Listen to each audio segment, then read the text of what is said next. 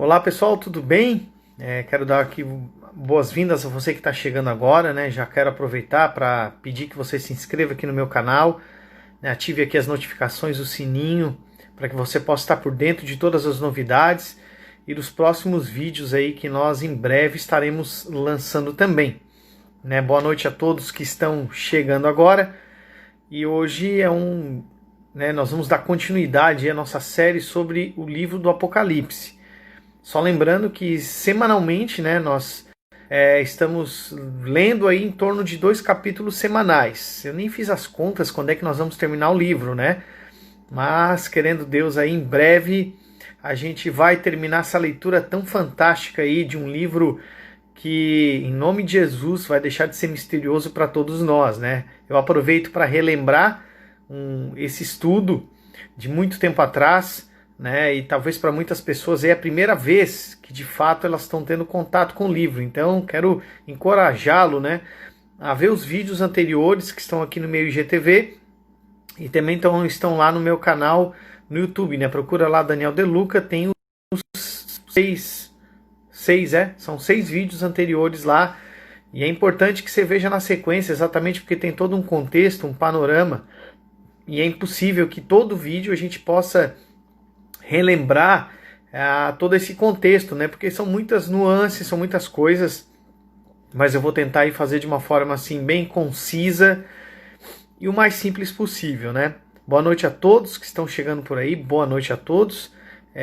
Então eu quero reforçar você que está chegando agora pela primeira vez, estamos aí lendo o livro do Apocalipse juntos. Hoje nós vamos falar do capítulo 7, né, e os outros capítulos anteriores, mais o panorama, estão nos vídeos, né? Então procure no meu IGTV e procure também lá no YouTube, que você vai ficar por dentro, e é tão importante para que haja de fato assim um contexto, tá legal? Então hoje, pessoal, capítulo 7 do livro do Apocalipse.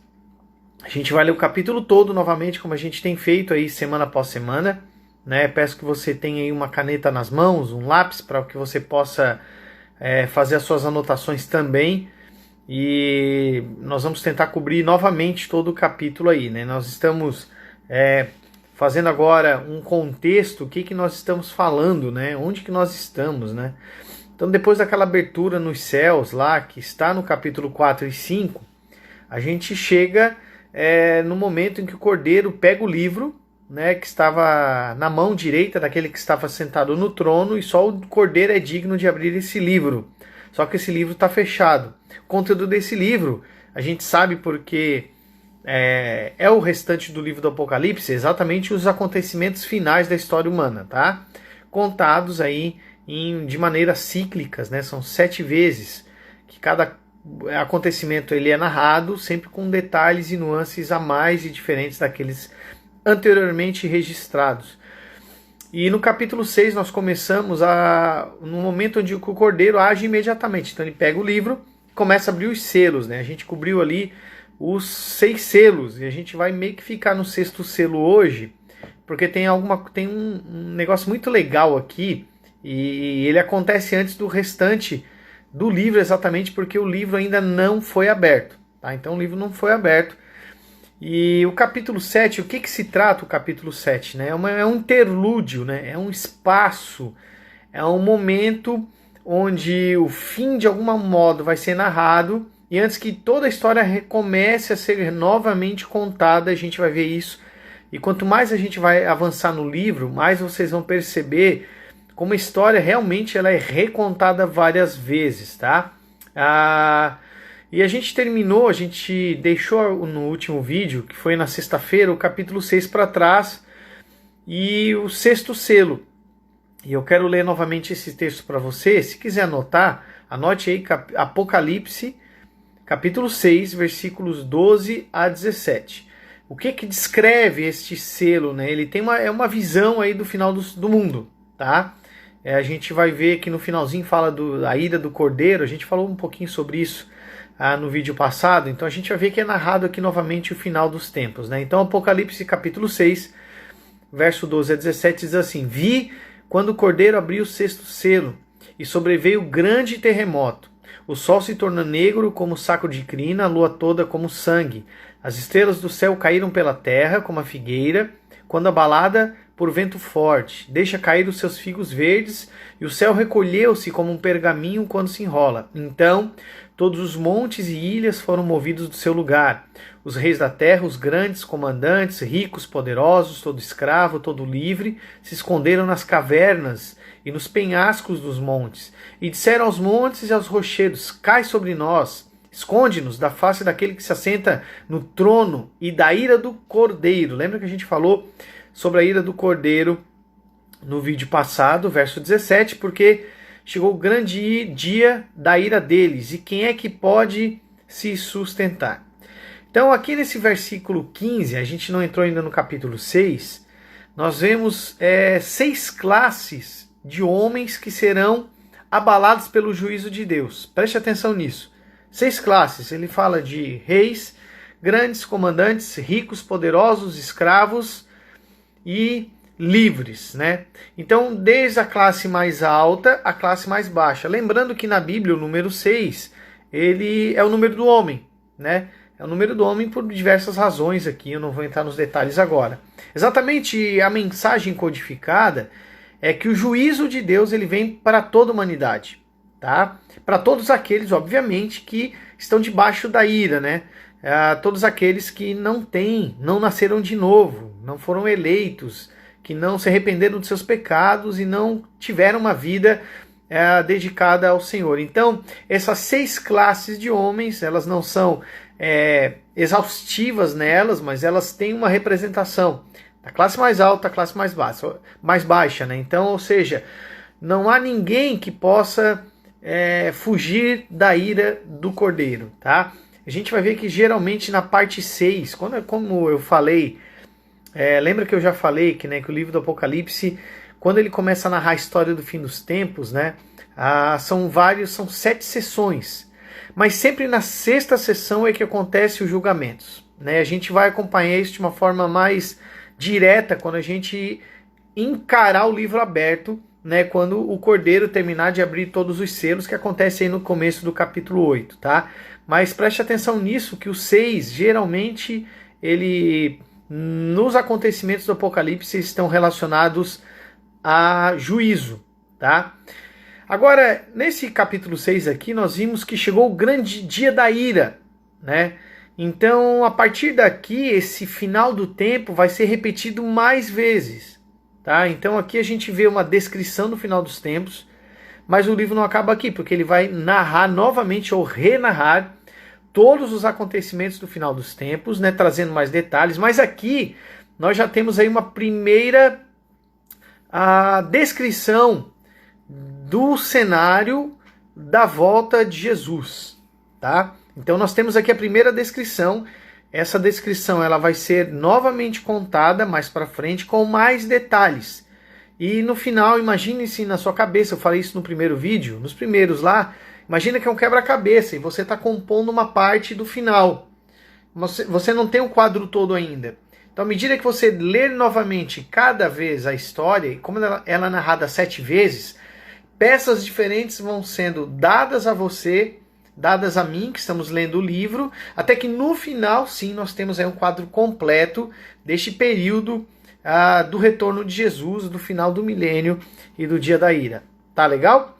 Então o capítulo 7, em especial, por que ele é diferente dos outros? Veja, no final do capítulo 6 nós encontramos aí a primeira descrição do final dos tempos, né? A primeira descrição do que vai acontecer com toda a criação no dia da ira, no dia de Jesus, do dia da volta, dia da ira do Cordeiro, dia do juízo final, do julgamento do trono branco, ou na volta de Jesus, quando a igreja realmente vai ser arrebatada.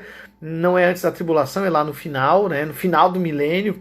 Então não se preocupe que eu estou falando rápido, mas a gente vai detalhar tudo isso, é porque não chegou a hora ainda. Mas aqui, de uma forma concisa, nós encontramos o primeiro momento onde o final dos tempos ele é narrado. Mas o que o capítulo 7 tem de diferente do que a gente viu até agora?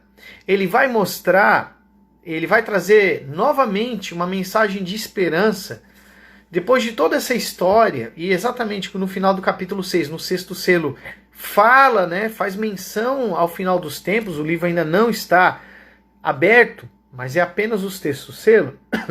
Então, nós vamos ter um interlúdio antes do final da abertura do último selo e do final dos tempos, tá? Onde realmente o livro vai ser aberto pelo Cordeiro. E o que a gente vai encontrar aqui no capítulo 7? Gente, o que nós vamos encontrar? Nós vamos encontrar todos os salvos de todos os tempos, do Antigo Testamento e do Novo Testamento. Então preste atenção nisso. O capítulo 7 de Apocalipse, ele é um interlúdio, ele é uma pausa. Imagine uma pausa no meio de uma narrativa. Você deu uma pausa no seu vídeo e agora você vai ver, é como se o olhar fosse para outro lugar. E esse olhar agora, ele vai cair sobre o estado ou sobre a descrição, sobre onde estão os salvos do Antigo Testamento e do Novo Testamento. E aqui nós vamos ter no capítulo 7 um grande panorama do local onde estão todos os eleitos que compõem o verdadeiro Israel ou a igreja de Deus. Então, primeira parte, nessa primeira descrição, é exatamente os salvos do Antigo Testamento. Eu quero ler contigo este trecho, né, que vai do versículo 1 até o versículo 8. Tá? Um trecho que é bem polêmico, né? A gente tem aí os testemunhas de Jeová, por exemplo, que é uma seita, né? E eles não são cristãos, apesar de que dizem que são, mas não são, porque para eles Jesus é o anjo Miguel, é um ser criado, ele é abaixo de Deus, então tem uma série de problemas na narrativa deles, mas não é o intuito nesse vídeo de falar especificamente de testemunho de Jeová. Mas eles dizem que esse trecho significa que apenas 144 mil pessoas vão morar nos céus e o restante na terra. E a coisa não tem nada a ver com isso. Mas vamos fazer a leitura?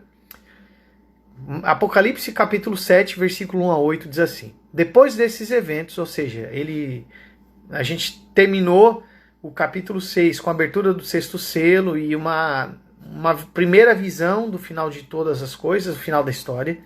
Então diz assim: depois desses eventos, observei 4 anjos em pé nos 4 cantos da terra, com a missão de reter os 4 ventos da terra e evitar que qualquer massa de ar fosse soprada sobre a terra, o mar ou sobre qualquer árvore. Agora, antes de a gente continuar a leitura, eu quero que você tenha em mente esse trecho aqui. Por quê? Porque a gente deixou o final do capítulo 6 com uma descrição do final dos tempos. Ora, se aquilo dali é uma descrição do final dos tempos, não tem mais nada que mostrar. Então por que está mostrando o acontecimento depois? Porque ele não é cronologicamente depois do capítulo 6. Ele é uma pausa na história. Isso ficou bem claro para vocês? Preciso explicar de novo? Se quiserem eu explico, porque isso é importante para que a gente continue exatamente o resto da história. Tá legal, pessoal? Podemos continuar? Então nós deixamos o capítulo 6 com uma descrição da cena final da história humana e tem uma pausa que vai mostrar os salvos do Antigo e do Novo Testamento. Então vamos ler. Verso 2. Então vi outro anjo subindo do Oriente, tendo o selo do Deus vivo. Explica, pediram para me explicar.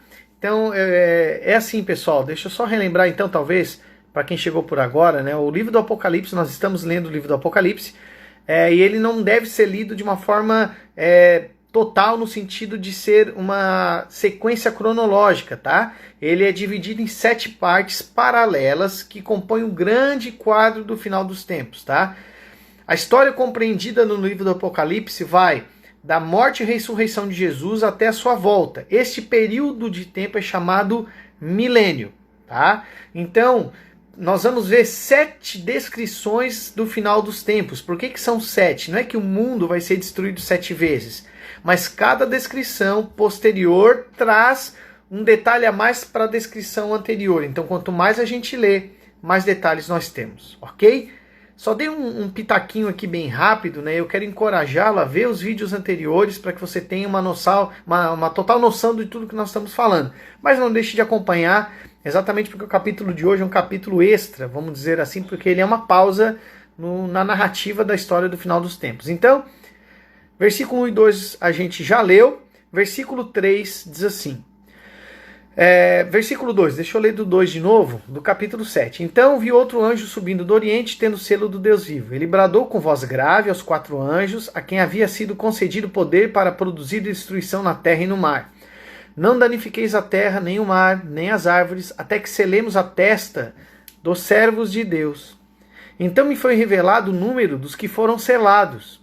144.000 de todas as tribos de Israel. Da tribo de Judá foram selados 12.000, da tribo de Ruben 12, da tribo de Gade 12.000, da tribo de Asser 12.000, da tribo de Naphtali 12.000, da tribo de Manassés 12.000, da tribo de Simeão 12.000, da tribo de Levi 12.000, da tribo de Issacar 12.000, da tribo de Zebulon 12.000, da tribo de José 12.000 e da tribo de Benjamim 12.000. Tá? Agora, gente, o que são esses 144.000 e esses 12.000 selados de cada tribo? A gente já falou que o livro do Apocalipse é um livro simbólico. Aí eu te pergunto, você acha que somente 144.000 judeus de toda a história da nação de Israel, só 144.000 foram salvos e eleitos? O que você acha? Sim ou não? Tendo em mente que o livro do Apocalipse é um livro altamente simbólico, você acha que exatamente 12.000 israelitas de cada tribo foram salvos e mais ninguém? Pensa um pouquinho. O que você acha? Sim ou não? Só 144.000 foram salvos, sim ou não? Vamos lá. Podemos dizer que sim? Podemos dizer que não? Quem está em cima do muro e não faz a menor ideia do que responder? Então, gente, deixa eu falar, né? Esses 144.000, exatamente, eles não são literais. É simbólico. Isso aí, vocês já estão pegando de como ler o livro do Apocalipse. Exatamente, tá? É uma representação da totalidade do povo de Israel, de todo o Antigo Testamento. Ainda que eventualmente alguns gentios foram salvos, mas esse texto ele traz duas mensagens. Em primeiro lugar, que há um número exato de eleitos dentre o povo do Antigo Testamento. Qual é esse número? Eu não sei. A Bíblia não fala, mas fala de uma exatidão.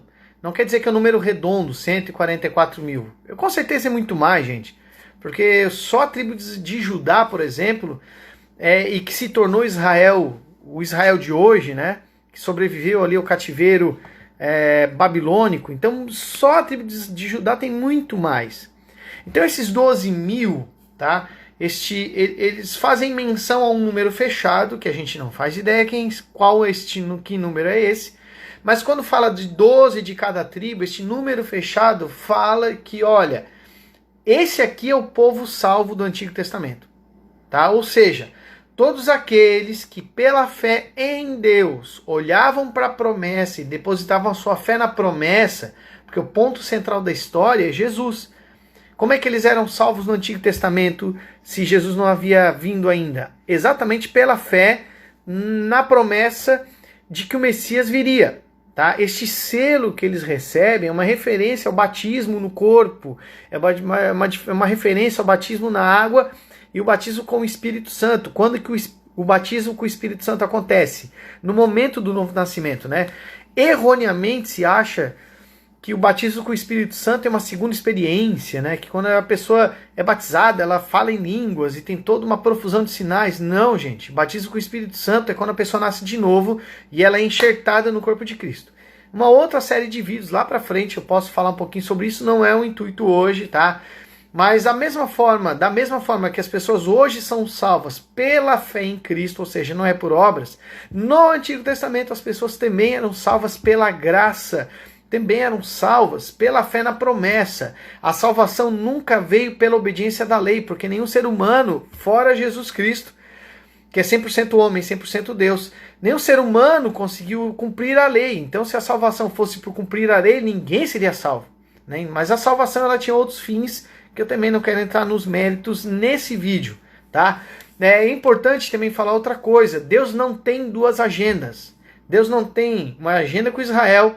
Deus não tem uma agenda com a igreja, né? Há muito tempo atrás, numa igreja que eu frequentava, foi me ensinado, né, de que o plano de Deus estava acontecendo com Israel. Israel rejeitou Jesus e Israel foi colocado no prego, esperando o tempo da promessa. Mas, gente, isso não tem nada a ver. Não é uma interpretação correta. Pelo contrário, uma interpretação bem míope e errada. Tá? Deus não tem duas agendas. Deus tem uma agenda só, com a sua igreja. E a igreja é composta pelos eleitos do Antigo Testamento e do Novo Testamento. Quem eram os eleitos do Antigo Testamento? Basicamente judeus.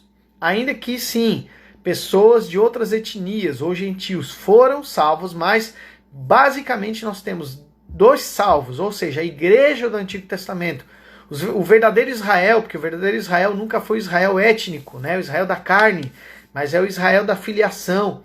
No primeiro caso, eram diretamente ali de Abraão, e nós também, como gentios, somos descendentes, somos o verdadeiro Israel, porque o verdadeiro israelita é aquele que abraça a fé e a salvação em Cristo Jesus. Então, este selo representa este batismo com água e com o Espírito Santo, está fazendo parte do corpo verdadeiro, que é a igreja, e esses 144 mil faz menção exatamente ao todo o povo de Israel, todos os eleitos do Antigo Testamento. Agora preste atenção em uma coisa. Pensa comigo assim. Se basicamente os eleitos do Antigo Testamento eram judeus, tá? E poucos gentios, e nós temos hoje gentios de todas as nações, você acha que tem mais salvo no Antigo ou no Novo Testamento? Tenta fazer uma conta rápida, tenta imaginar uma conta. Tenta imaginar.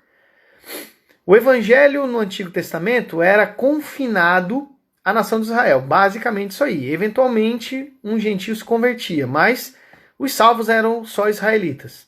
No Novo Testamento nós não temos isso. No Novo Testamento nós temos salvos de todas as nações. Você acha que tem mais salvo no Antigo ou no Novo Testamento? Responde aí para mim.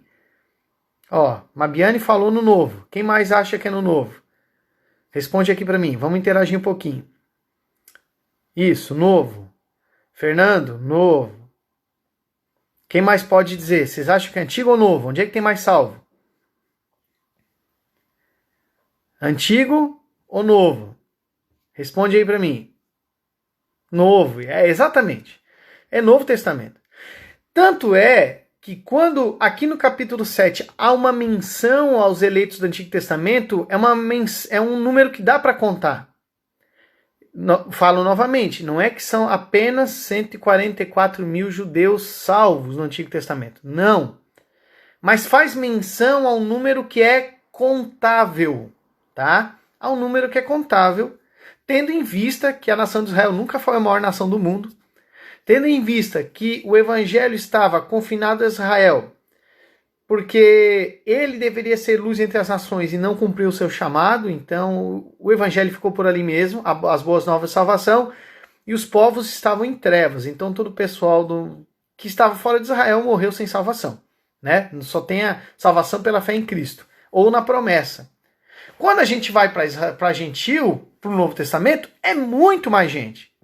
Agora perceba essa nuance de que, enquanto aqui no capítulo 7, os eleitos do Antigo Testamento são contados, há possibilidade de contagem, né? Reforço novamente, não são apenas 144 mil, é muito mais gente, muito mais israelita. E eu não faço ideia quantos são, porque a Bíblia não fala. Agora, olha o contraste com o Novo. E a gente vai ler agora os salvos do Novo Testamento a partir do verso 9 até o versículo 17, que é o final do capítulo, tá? Quero ler devagarzinho, mas olha aqui a descrição dos gentios salvos. Ou seja, como tem muito mais gente. Presta atenção, olha aí. Verso 9. Em seguida olhei, e diante de mim descortinava-se uma grande multidão, tão vasta que ninguém podia contar. Pegou o negócio? No versículo 8 e anteriores eu vejo os eleitos do Antigo Testamento que podiam ser contados. Mas quando eu olho para o 9, eu vejo uma grande multidão que ninguém pode contar, exatamente porque vocês mataram a questão aqui. Tem muito mais salvo no Novo Testamento do que no Antigo. Por quê? Porque o Evangelho, a partir de Cristo, quando ele recebe autoridade, e a gente viu isso ali no capítulo 4 e 5, né, ele recebe autoridade, e ele é o primeiro cavaleiro do Apocalipse que sai vencendo, né, é um Evangelho que se expande, é um Evangelho vitorioso, sim, seguido de perseguição e morte, sofrimento, mas é um Evangelho vitorioso. Agora nós temos uma grande multidão no verso 9 que ninguém podia contar. Formada por quem? Por pessoas de todas as nações, tribos, povos e línguas. Olha o número 4 aí. Estavam em pé diante do trono do Cordeiro, vestido com túnicas brancas, empunhando folhas de palmeira. Verso 10, e proclamavam com grande voz, a salvação pertence ao nosso Deus, que se assenta no trono e ao Cordeiro. Verso 11, todos os anjos se encontravam em pé ao redor do trono dos anciãos e dos quatro seres viventes, prostraram-se diante do trono com o rosto em terra e adoraram a Deus. Lembrando que os quatro seres viventes, eles são um símbolo de toda a criação, e os anciãos, eles representam, novamente, os salvos do Antigo e do Novo Testamento, ou seja, toda a criação está diante do trono, prostrada, e o que eles falam? Verso 12. Amém, louvor e glória, sabedoria, ação de graça, sejam ao nosso Deus para todo sempre. Amém. Então um dos anciãos me indagou, quem são? E de onde vieram todos estes que estão vestidos com túnicas brancas? E eu lhes respondi, ó Senhor, tu sabes. Por que João fala isso? Porque ele não sabia quem era. E aí o ancião fala, olha, estes, e aqui este ancião vai fazer menção a um grupo especial dentre os gentios. Ou seja, se essa multidão que ninguém pode contar, ela é composta por todos os gentios e judeus também, salvos no Novo Testamento, agora aqui o texto detalha uma classe de salvos diferente dos outros. Bem diferente. Por quê? Ele explica no versículo 14. Quem são esses aqui? E fala assim, estes são os que vieram da grande tribulação e lavaram as suas vestes e alvejaram no sangue do Cordeiro. Então veja que há um tipo diferente de pessoas dentre os gentios que vieram da grande tribulação, que obviamente não é todo mundo. Verso 15. Por esse motivo, eles estão perante o trono de Deus e o servem dia e noite em seu santuário. E aquele que está sentado no trono estenderá sobre eles o seu tabernáculo. Olha que interessante, verso 16 e 17. Nunca mais passarão fome, jamais terão sede, não os afligirá o sol, nem tampouco qualquer mormaço, pois o Cordeiro que está no centro do trono será o seu pastor. Ele os conduzirá a fontes de águas da vida, e Deus lhes enxugará dos olhos toda lágrima.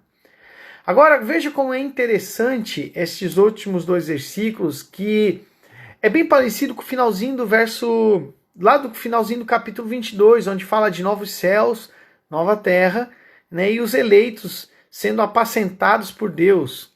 Exatamente um outro quadro do final dos tempos. Só que a atenção agora, o foco, não está mais na destruição que está caindo sobre os ímpios, mas fala do estado de todos aqueles que morreram em Cristo. E de todos aqueles que morreram também no Antigo Testamento, esperando pela volta ou pela chegada do Messias. Por isso que este capítulo 7, ele não é cronologicamente depois do 6 e nem antes do 8. É por isso que o livro do Apocalipse, eu volto a repetir, não deve ser lido de uma forma linear, com um capítulo após o outro, porque aqui é como se um quadro diferente estivesse sendo apresentado para João, trazendo um grande consolo para todos aqueles que estavam sofrendo, porque eles estavam olhando para a perseguição, para os mártires, pensando onde que eles estão, né? E eles não estão dormindo, eles estão servindo a Deus dia e noite diante do trono do Cordeiro, né? Então nós temos aqui no capítulo 7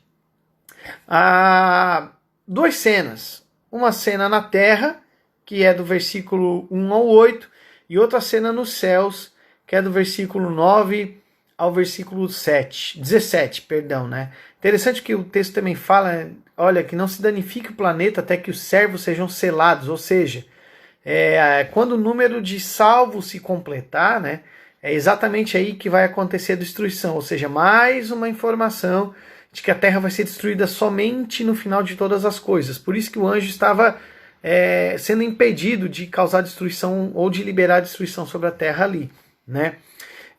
Então, esse selo que acontece lá no versículo 3 fala desta garantia de que Deus guardará cada eleito para que chegue em casa, para que chegue no seu destino. Ainda que o selo não seja uma garantia de isenção de sofrimento, ou de dor e dessas coisas, né? O próprio texto fala isso, mas fala de que o próprio Deus, além de conhecer os que são seus, os está guardando.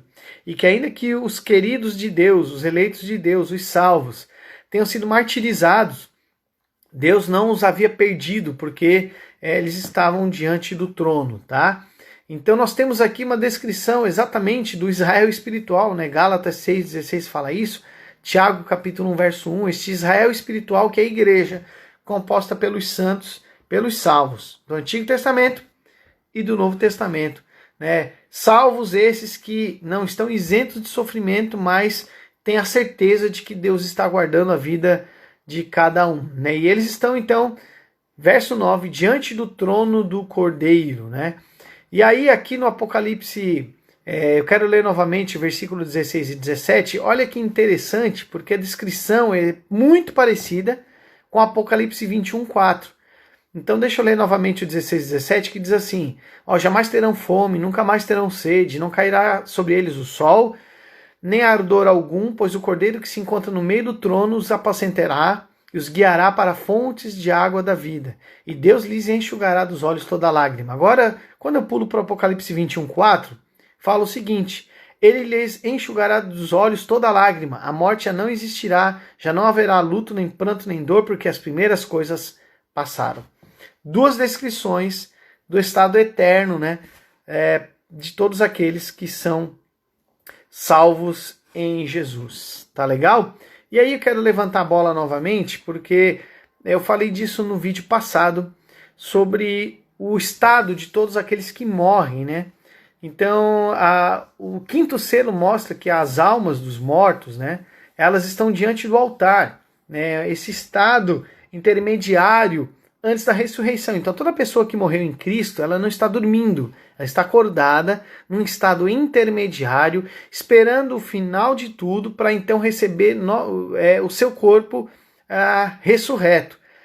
O Antigo Testamento, nós tínhamos uma revelação, uma proto-revelação, uma visão embrionária do estado dos mortos, né? A gente tinha lá frases como o homem é pó e ao pó voltará, o espírito voltará a Deus, e aqueles que estão mortos, né? O livro de Eclesiastes não sabem nada. Então, havia uma revelação parcial que dava a entender que o ser humano dormia no estado intermediário antes da ressurreição. Só porque a revelação total não é no Antigo Testamento, ela é no Novo. Somente com o Novo Testamento nós temos uma descrição e uma revelação completa. E quando nós olhamos para no Novo Testamento, nós olhamos para um texto como esse, que fala que os mortos estão diante do trono clamando. No Novo Testamento nós encontramos um Jesus que diz para o ladrão que estava ao lado da cruz, em verdade você vai estar comigo hoje no paraíso. No Novo Testamento nós olhamos para Paulo dizendo que, olha, morrer para mim é Cristo, né? Viver para mim é Cristo, morrer é lucro. Ele fala, olha, eu queria partir para estar com Cristo, mas por causa de vocês eu quero ficar um pouco mais. Tem a parábola do rico do Lázaro, quando Jesus descreve o estado de duas pessoas que morreram, uma salva e outra não, e as duas estão acordadas, né? Então todo salvo, ele, quando fecha os olhos aqui, ele abre os olhos ao lado de Cristo. Tá, Daniel, e os que não são salvos? Eles acordam no inferno, tá? Fecha o olho aqui, já abre o olho no inferno, que também é um estado intermediário, porque todos os condenados, eles estão também esperando a ressurreição do corpo. O homem, ele é inteiro só com o corpo, tá? Então, somente depois é que eles vão ser lançados no lago de fogo e enxofre junto com o inferno, demônios e toda essa questão, né? Não é o intuito desse vídeo hoje falar de estado eterno dos salvos e nem dos que estão condenados, mas eu li isso já algumas vezes. Uma descrição do inferno é exatamente o mundo que os ateus tanto querem, né? Um mundo e uma realidade onde Deus não estará presente. Isso é inferno. Então todo ateu, todo descrente está vivendo hoje debaixo, né, daquilo que a Bíblia fala de graça comum, né? Choveu hoje. Essa chuva, ela produz vida na terra, né? E essa chuva, que é uma bênção de Deus, ela vai para crentes e descrentes, mas vai chegar um momento em que essa graça comum, não é a graça salvadora, ela não vai estar mais presente para esse tipo de gente. Tá legal? Então, com isso, pessoal, nós encerramos aí o capítulo 7 do livro do Apocalipse. Então, fazendo um breve resumo, né? Nós saímos do final do capítulo 6, na abertura do 6º selo, uma descrição do final dos tempos, do último cenário, né? O livro não foi aberto ainda, faltam alguns selos, e aí nós temos esta pausa, este interlúdio, né? Que é o capítulo 7, que exatamente mostra o estado dos salvos do Antigo Testamento e do Novo Testamento. Tá legal? Maxwell, não tem problema não, depois você revê aí, né? É o que perguntando sobre os eleitos, é uma espécie de predestinação? É o que é a predestinação. Deus escolhe pessoas para salvar, tá? Essa é a doutrina bíblica, tá? E mais para frente, depois que a gente terminar essa série sobre o Apocalipse, eu falo um pouquinho sobre o que é eleição. Dá muito pano para manga, mas eu falo. Mas imagine o seguinte, se você viu já aquela série, se você já leu, né, o livro Senhor dos Anéis, ou já viu o filme, né, tem aqueles orcs, que são seres do mal, né, eles já nascem maus, e eles são criados para a guerra. Então, assim, gente, Deus seria santo, justo, verdadeiro, se ele não atuasse na história humana e deixasse o homem por si só. Então, todo homem deixado por si só, ele está entregue à sua própria sorte, que é a natureza pecaminosa caída. Então ele vai nascer, vai viver, vai morrer, vai para o inferno. Se Deus não agir, naturalmente o homem vai para o inferno. Esse é o caminho dele, o caminho de rebelião, o caminho de pecado. Só que Deus, na sua soberania e na sua livre vontade, ele escolhe pessoas para salvar. Eleição é isso, tá? A pessoa estava no caminho do inferno e Deus se revela para essa pessoa. E Deus coloca o Espírito Santo dentro dela.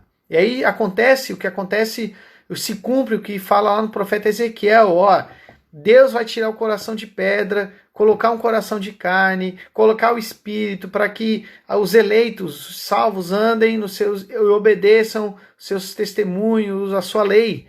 Então veja, quem é que tira o coração de carne? Quem é que tira o coração de pedra? Deus. Quem é que coloca o coração de carne? Deus.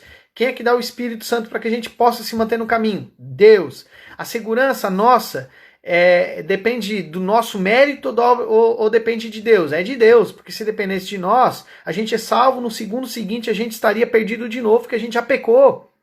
Consegue entender? Então a segurança toda da salvação está em Cristo, na obra de Cristo, e na misericórdia de Deus, que nos mantém de pé. A gente só não cai porque Deus nos mantém de pé. Ok? Então, essa é uma ação soberana de Deus. Como fala o profeta Jonas, a salvação pertence ao Senhor. Aí é o que pergunta, é bem pertinente a pergunta, onde é que entra o evangelismo? Ué, se Deus elege as pessoas, para que eu vou pregar? Porque Deus determinou que o meio pelo qual os seus eleitos sejam salvos é a pregação do evangelho. Não é um anjo que está pregando o evangelho. Deus não designou anjos para pregar o evangelho. Se Deus designasse anjos, nós não precisaríamos pregar. Mas por que Deus deu o grande mandamento, né? Quando Cristo fala, agora vocês vão em todas as nações e preguem?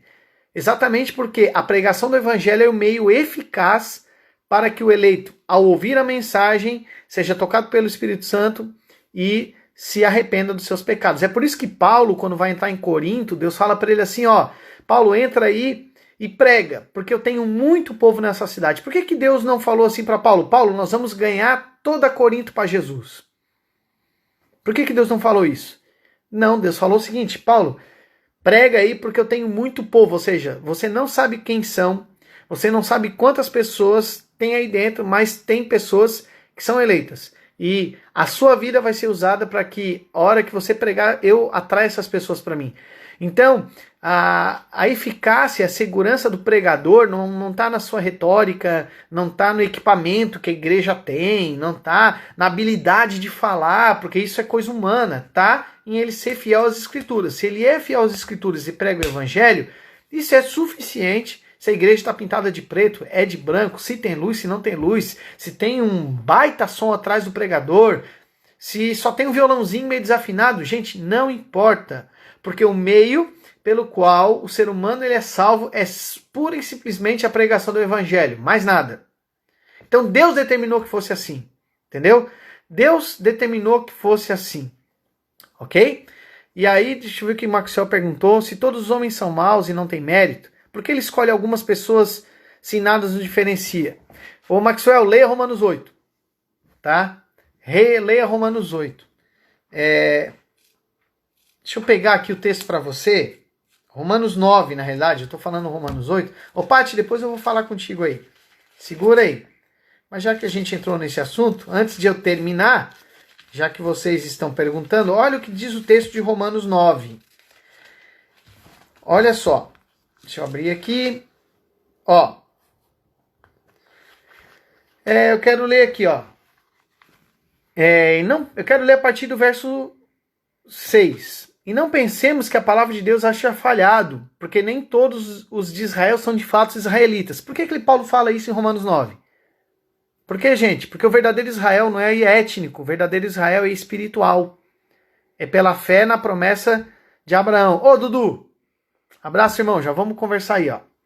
Nem por serem descendentes de Abraão são todos seus filhos mais. Em Israel será chamada a sua descendência. Em Isaac, né? Isto é, estes filhos de Deus não são propriamente os da carne, mas devem ser considerados como descendentes os filhos da promessa. Ok? E aí diz assim, ó. Porque a palavra da promessa é essa. Que por esse tempo virei e Sara terá um filho. E não somente ela, mas também Rebeca ao conceber de um só Isaac, nosso pai. Agora, olha que interessante esse texto aqui. Romanos 9,17. Romanos 9,11. E ainda não eram os gêmeos nascidos. Porque tem gente que acha assim, Deus elege porque ele sabe, ele conhece o futuro, é claro, e ele sabe que eu iria escolher ele. Se fosse isso, então a salvação é por causa do meu mérito em escolher a Deus. Não é graça. Agora olha esse texto aqui, Romanos 9,11, como já quebra esse argumento, tá? E ainda os gêmeos não eram nascidos, nem praticado o bem ou o mal, para que o propósito de Deus quanto à eleição prevalecesse, não por obras, mas por aquele que chama. Quero ler esse texto de novo. Está falando de Esaú e Jacó. E ainda não eram gêmeos nascidos, nem tinham praticado bem e mal, ou seja, não depende de uma obra futura. Entendeu? E aí Paulo continua dizendo, para que o propósito de Deus quanto à eleição prevalecesse, não por obras, porque se fosse por obra não era pela fé, mas por aquele que chama. Quem que chama, gente? Quem que chama o homem ao arrependimento? Quem que bota o Espírito Santo? Quem que convence do pecado, da justiça e do juízo? Deus. Aí verso 12, porque foi dito a ela, a Rebeca, o mais velho servirá ao mais novo, como está escrito, amei Jacó e odiei Esaú. Por que Deus amou Jacó e aborreceu Esaú? Aí você pode dizer assim, Deus é injusto. Se Deus elege pessoas e Deus para a salvação e deixa outras pessoas sozinhas irem para o inferno, então Deus é injusto. Pensa sobre isso. Deus é injusto? E aí Paulo vai te responder, não sou eu. Pensa sobre isso. Paulo vai te responder, Romanos capítulo 9, verso 14. Que diremos, pois, a injustiça da parte de Deus? De jeito nenhum. Pois Deus diz a Moisés, terei misericórdia de quem eu quiser ter misericórdia. E vou me compadecer de quem eu quiser ter compaixão. Assim, pois, verso 16, não depende de quem quer. Olha, a salvação não depende de que eu querer a salvação. E nem de quem corre, ou seja, não depende de esforço, mas de Deus usar a sua misericórdia. Olha que coisa fantástica. Porque Paulo está falando, tá, peraí, então Deus é injusto? Não, Deus não é injusto. De maneira alguma, ele mesmo diz para Deus disse para Moisés, olha, eu vou ter misericórdia de quem eu quero, vou me compadecer de quem eu quero. E aí Paulo conclui, Romanos 9,16. Assim, pois, não depende de quem quer ser salvo, não depende de quem corre para a salvação, mas de Deus usar a sua misericórdia. E aí, verso 18, logo ele tem misericórdia de quem quer e endurece quem quer. E aí, gente, eu não vou entrar no mérito hoje, mas você pode pensar assim, mas então, uma ideia errada que muitas pessoas têm é que uma pessoa que não foi eleita vai morrer e ela vai para o inferno, mas eu queria Deus, eu tô aqui, eu queria Deus. Gente, isso não vai acontecer. Isso não vai acontecer, tá? Porque todas as pessoas que de fato foram para o inferno, elas vão lá porque elas não queriam ter uma vida com Deus, ok? Então, a eleição divina, ela não anula a vontade humana nesse sentido. Então não vai ter ninguém morrendo, eu queria estar com Deus, agora estou indo para o inferno. Gente, isso não vai acontecer, porque todas essas pessoas que de fato forem para o inferno, elas vão porque elas odeiam a Deus. Mas todas as pessoas que amam a Deus e que foram eleitas e chamadas de uma forma incondicional, elas serão salvas sim. Por isso que eu falo que o crente não perde salvação. Porque a garantia dele não está nas obras dele, está na obra de Cristo. Entendeu? Porque senão a pessoa viveria numa esquizofrenia espiritual maluca. Será que eu estou salvo hoje ou não estou? Tá, mas eu pequei. Tá, mas eu pequei lá e pedi perdão. Mas se por acaso eu pequei, eu não lembro. Será que eu perdi salvação? Será que eu não perdi? Quando que a pessoa perdeu? Tá, se eu perdi, então eu nasci de novo. E amanhã, se eu me arrepender, eu nasço de novo. Daí eu vou pecar, eu vou nascer de novo. Tá, quantas vezes eu vou nascer de novo para ser salvo? Você consegue entender como não faz sentido? Não faz sentido. E o verso, e Romanos 9, ele continua dizendo aqui, só para finalizar, né? E esse texto aqui, que é isso aqui, quando me caiu as escamas, eu fiquei assim um mês em choque, né? Verso 19. Tu, porém, me dirás, mas do que Deus se queixa? Quem resiste à sua vontade, se ele elege uns para o céu e outros ele deixa que vá para o inferno? Aí Paulo responde, quem és tu, ó homem, para discutires com Deus? Porventura, pode o objeto perguntar para quem fez, por que tu me fez assim?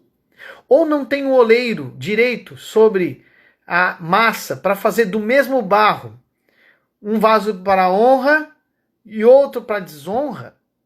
Que diremos, pois, se Deus, querendo mostrar a sua ira e dar a conhecer o seu poder, suportou com muita paciência os vasos da ira preparados para a perdição? Olha aí, a fim de que também desse a conhecer as riquezas da sua glória em vasos de misericórdia, para a glória também foram preparados de antemão, as quais somos nós, a quem também chamou não só dentre os judeus, salvos do Antigo Testamento, mas também dentre os gentios, salvos do Novo Testamento, como diz o profeta Oséias, chamei um povo a quem não era meu povo, e a amada a quem não era amada. Gente, deu para bugar um pouquinho a cabeça de vocês, né? E aí o pessoal pergunta, tá, mas existe livre-arbítrio? Eu digo com todas as letras garrafais, não existe. Não existe livre-arbítrio. Gente, o que é árbitro? Árbitro é juiz, ok? Então o que é livre-arbítrio? Vamos primeiro entender, porque muita gente não entende nem o conceito do que é livre-arbítrio, tá? Livre-arbítrio é o seguinte, é as minhas vontades totalmente isentas de qualquer influência. É um livre juízo, livre arbítrio. Só que o nosso juízo, a nossa capacidade de decidir as coisas, tá? Ela é maculada pelo pecado, ela é maculada, ela tem influência da minha criação, ela tem influência da cultura que eu vivo, ela tem influência do meu temperamento, ela tem influência daquilo que eu vou gostando ao longo da vida. Então veja que o meu juízo, ele não é isento. Só 2 seres humanos tiveram livre-arbítrio na Terra. 3. Adão e Eva, e eles caíram. E Jesus como ser humano perfeito. Ok? O restante, o nosso livre-arbítrio não é livre, porque um homem deixado sozinho, ele vai para onde? Pecado. Lembra a linguagem que Paulo fala em Romanos 1? Lembra que fala que, gente, qual é o pior juízo de Deus na vida do ser humano? É quando Deus o entrega a si próprio. A Bíblia diz isso. Quando Deus entrega o ser humano a si próprio, é o pior juízo que um ser humano pode sofrer. Por isso que o livre-arbítrio não existe. Não existe. O livre-arbítrio é uma capacidade de o ser humano querer buscar Deus. Ele não vai querer. A menos que Deus o atraia. E aí aquelas linguagens poéticas que nós achamos aí no Antigo Testamento, né? Com laços de amor eterno eu o atraí. Por que Deus é sempre quem vai atrás? Porque se Deus não for atrás, nenhum homem vai buscar. Tem vários textos, eu poderia ficar, gente, mais 5 horas falando sobre isso aqui, né? E aí ia me faltar tempo sobre tudo isso aí, tá? Agora, o que o ser humano tem, e aí você precisa aprender esse termo, é livre agência. O que é livre agência? Eu decidi botar essa blusa azul aqui hoje. Você decidiu ligar o celular e me ouvir, isso é livre agência. Você poderia estar dormindo, você podia estar lendo, você podia estar vendo algum vídeo no YouTube, isso é livre agência. Um quer pintar o cabelo, o outro não quer, um gosta de macarrão, o outro gosta de arroz. Gente, isso é livre agência, eu sou livre para fazer minhas escolhas. Agora, as minhas decisões, elas são maculadas pelo pecado. Por isso que livre-arbítrio não, como diz o finado Padre Quevedo, não existe. Ô Rosiane, que saudade das aulas. É verdade, eu tenho uma saudade tão grande do pessoal, era um tempo muito bom. Beijo aí para você e para o Alisson. Tá? Alguém me perguntou alguma coisa aqui, deixa eu voltar.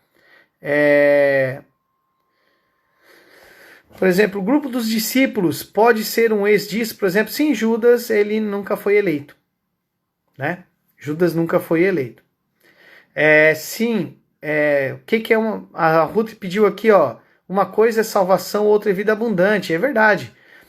A salvação, ela precisa ser desenvolvida, tá, gente? E essa salvação desenvolvida é usufruir cada vez mais das bênçãos e da riqueza que tem em Cristo Jesus. E nele estão escondidos todos os tesouros, né? Então essa vida abundante não quer dizer necessariamente uma vida de dinheiro, né? Mas é uma vida abundante aqui dentro, no Espírito Santo, sabendo, né, que este quadro apocalíptico, né, tão maravilhoso, é o meu futuro, é o seu futuro, né? Quando não vai ter mais morte, mais nada, estaremos com o Senhor para todos sempre. Pensa mais, isso aí, gente. Volto a falar, livre-arbítrio não existe, né? Legal, pessoal, acho que hoje falamos bastante coisa, né? Deu tempo para isso também, porque exatamente o capítulo 7 é um capítulo de pausa, né? Muitos são chamados, pouco escolhidos, né? Fala exatamente dessa eleição, tá, gente? Não necessariamente quer dizer que vai ser menos salvo do que perdidos. Não dá para falar muito isso, né? Mas é porque o chamado para o arrependimento é para todos. Agora, quem tem capacidade de ouvir este chamado e se arrepender, somente os eleitos, tá legal? Quero convidá-los novamente, né? Você que está vendo agora esse vídeo pelo YouTube, né? Assine o meu canal, Daniel De Luca, procura lá, ativa o sininho para que você possa ficar por dentro aí dos próximos vídeos, tá? Você que chegou hoje, né? Tem gente que eu vi que chegou hoje, aqui no meu IGTV tem os vídeos anteriores, desde o comecinho do Apocalipse, é bem legal você ver, para ter uma visão completa e poder acompanhar com mais tranquilidade o resto dos vídeos, tá, gente? E também esse vídeo de hoje vai ficar aqui no meu IGTV e vai lá para o YouTube amanhã. Eu acho que eu não tenho tempo para fazer o upload. Provavelmente na quarta-feira. Quarta-feira ele deve estar ok aqui. Tá legal? Fala mais, Renata. Não sei mais nem o que falar. Ô, Marlizinha, tudo bom com você? Que legal te ver por aí também. Mabi, que saudade de você e do Neu também. Meus amigos queridos aí da cidade de Tubarão, né? Onde eu pude aí cultivar muitas boas amizades. Tenho saudade de muita gente que tem que ficou aí no meu caminho e faz parte da minha história, né? Mas, gente, nós terminamos aí o capítulo 7. Falamos aí de eleição, de salvação, foi muito legal, deixando claro novamente uma mensagem importante, que as pessoas que morreram estão cientes, eles não têm amnésia, tá? Mas de algum modo misterioso, que para nós ainda é misterioso, nós vamos lembrar da nossa vida, nós vamos lembrar do sofrimento que tivemos e não vai haver dor, tá? Não sei explicar isso para você, que a Bíblia não fala. Eu sei que a Bíblia fala que todas as coisas cooperam para o bem daqueles que amam a Deus. E isso em relação ao sofrimento. Isso em relação ao sofrimento, né? Então ele nos faz ficar mais parecidos com Jesus Cristo, tá legal? Acho que hoje nós encerramos, foi um momento muito bom. Eu fico sempre na expectativa de ver esse número de pessoas aqui, estar com vocês, né? Então encorajo vocês a ler o capítulo, leiam, né? Releiam ali o livro do Apocalipse, pelo menos até o capítulo 7. Tenta na sua cabeça, sem os vídeos, fazer a conexão de tudo aquilo que a gente falou, para ver se ficou claro para vocês também, tá legal? Vale a pena, né? E se tiver dúvida, procura o vídeo lá no canal, no YouTube, Daniel De Luca, ou procura aqui no meu IGTV. Quero pedir para você também deixar aí seu comentário depois no vídeo, que você possa espalhar esse vídeo para pessoas que querem aprender um pouquinho mais sobre a volta de Jesus, sobre tudo que a gente está vivendo e tudo que nos espera, né, gente? Tem muita coisa boa nos esperando, né? Eu sei que o pessoal tem muito medo do final dos tempos, mas para quem está selado com o Espírito Santo, só tem coisa boa para acontecer. Principalmente porque a nossa vida não é essa terra, né, gente? Eu acho que uma das coisas mais poderosas desse tempo é a gente ver como o Império Humano é frágil, né? A economia americana é forte, a China e a economia mundial, gente, bastou um vírus invisível e tudo foi pro ar, virou pó. Então, a nossa vida tem que estar realmente escondida em Cristo Jesus. Só Ele nos salva, só Ele nos conduz em salvação. E a segurança que nós temos, né, que a gente peca, mas continua com Ele, é porque Ele vai nos guardar, né? O Evangelho de João, quem sabe depois de Apocalipse a gente entra no Evangelho de João, fala muito, sabe? Essas coisas de perder salvação, eleição. O Evangelho de João é assim, ó, recheado. A gente pode falar disso depois, mas em um texto em especial, né? João 8 e João 10 fala de que Jesus não vai perder nenhuma das suas ovelhas, né? Então, a obra da cruz, ela não foi em vão, porque todos os eleitos serão salvos. Todos os eleitos, exatamente o número de salvos vai ser completo. Ninguém vai se perder. Ninguém, né? Então já fiquem pensando sobre isso, né? E só quero deixar uma coisa clara, gente. Quando eu falo que o crente não perde salvação, não quer dizer que a pessoa que verdadeiramente é salva vive de qualquer maneira. Pelo contrário, já que ela é salva, ela pode passar um tempo fora da igreja, ela pode andar por caminhos tortuosos, mas Deus vai atrair ela mais cedo ou mais tarde, tá? Então, por causa que ela é especial, não, porque Deus a escolheu. Simples assim. Não depende dela, E ela vai querer sempre agradar a Deus. Uma pessoa que de repente esteve na igreja, participou das bênçãos, e o livro de Hebreus fala isso, tá? Hebreus 6, então leia lá. Hebreus capítulo 6 fala de pessoas que experimentaram essa graça de Deus, mas não eram salvas. Então elas saem e não voltam mais, porque elas nunca foram salvas, tá? Porque o salvo de verdade, pode ser no último momento, o eleito, né? Ele vai voltar. Por isso que a gente não sabe quem é eleito. A gente pode ver e buscar em nós sinais da eleição. Quais são os sinais da eleição que nós temos em nós? A perseverança na fé. É isso aí. Entendeu? Querer agradar a Deus e querer viver sempre com Deus. Gente, isso é sinal de eleição. Não é o quanto que eu conheço da Bíblia, não importa, quer dizer, importa. Mas não é isso que determina, né? Não determina se eu sei pregar, se eu sei falar em público. Nada disso é importante. O importante é arrependimento e fé em Cristo Jesus e uma vida constante, né? Isso é sinal de eleição, arrependimento e uma transformação constante, tá legal? Gente, muito bom estar aqui com vocês, né? A Mary, a Bruninha que entrou aí, abraço para você, para Michela, a pessoal lá da Laguna do Achei no Pão, né? Camille, lembrei do seu nome, nossa cliente na farmácia também, Jusilene, minha cliente querida, do pessoal lá do bairro Paraíso do Capivari, já moram no Paraíso. Um abraço para esse pessoal tão legal que mora lá. né? A Mi também tá por aí, que eu já vi ali, a Mi e a Bru, que legal, gente, né? As filhas aí de um grande amigo meu, né, que faleceu recentemente, mas está com Jesus Cristo. Seu Nivaldo está hoje com Jesus. Isso é consolo para todos nós, né, meninas? Gente, vai acabar minha live, meu Deus, não sabia que ia demorar uma hora, passou rápido. Um beijo para vocês, um forte abraço. Ó, quinta-feira, 22 horas, a gente vai estar novamente juntos aqui, tá? Um beijo, um abraço, fui!